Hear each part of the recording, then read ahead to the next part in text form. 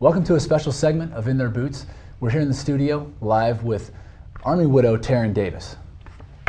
Taryn, thanks for agreeing to do this extended conversation with us. Thanks for having me, Jan. Yeah.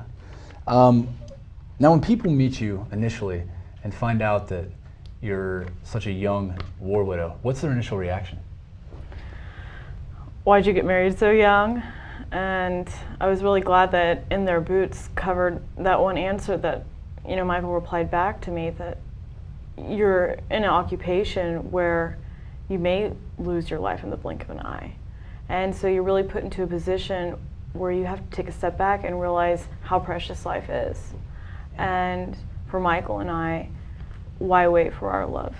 And that, I think, is one of the initial things people say, is you're really young, or they don't believe you. I've had many people laugh back at me when I tell them that. And then I have to keep looking at them and tell them I'm serious and it's not a joke. And I've even had people say, well, I hope you know that when you do tell people that, they're not going to believe you. And I simply reply back, well, thank you for letting me know what I need to do so the next time another widow is asked the same question, she's not laughed at in her face. So I think it's a struggle, but it's one that I would never take back. Yeah. What are some ways that are appropriate to talk about the topic? I think it's anyone who walks into it, it's an emotionally fragile situation. Mm-hmm.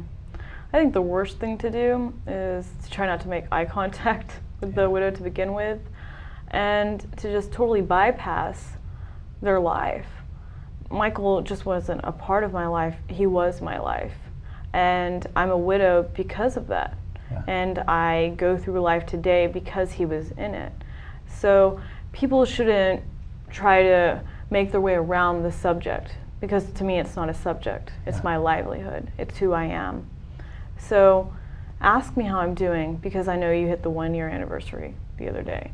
Ask me how I'm doing, because if Michael was here, he would have been 24. Yeah. Ask those questions. So not so much dancing around it, but just being real. Mm-hmm. And we're not going, I think if someone did ask me that, I would be taken aback. But I would happily reply a few seconds later after I get back on my feet. Yeah. It'd be a happy, yeah. So. How has this experience changed you? And that may be a huge answer, but. I think it's changed me.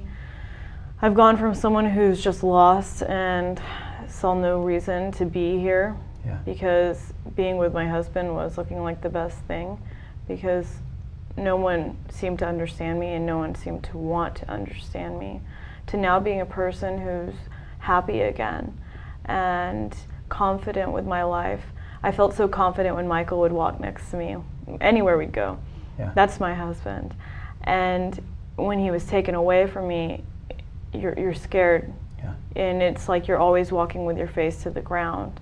But suddenly I realized that Michael is walking with me. Not his ghost per se, but his spirit, things that he embedded in me when he was alive. And that's now what gets me through the day-to-day life. Yeah. And meeting the widows that I've met, I still don't know why I'm lucky enough to be in the midst of them and to be as honored to know about their husband and the sacrifice he made as well as them. Yeah. Can you imagine yourself, Taryn, ever falling in love again? No, because I'm still in love. I'm still in love with my husband. And it sounds bad to, I don't know if it would, but for me, what Michael still gives me and the presence he still has in my life is far and above most people that are still walking here alive. Yeah. If there's any one thing that people should take away from your story, what do you think that is?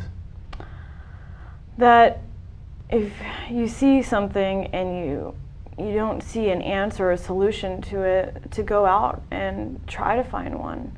And usually when you think that you can't go on any farther, you'll start finding others who will give you the fuel and push you along the way because they want it too. And I've been lucky enough to realize that myself. So just take whatever adversity is placed in front of you and let it be the fuel that gets you through the next day, no matter how tough it is. Well, thank you, Taryn, as I said before, for sharing your story and spending the time in the studio with us here today. You have our condolences for the sacrifices you've made, and we encourage you to push on with the awesome network that you formed and the women that you've been able to bring together Thanks. to unite. Thanks for your time. Thanks.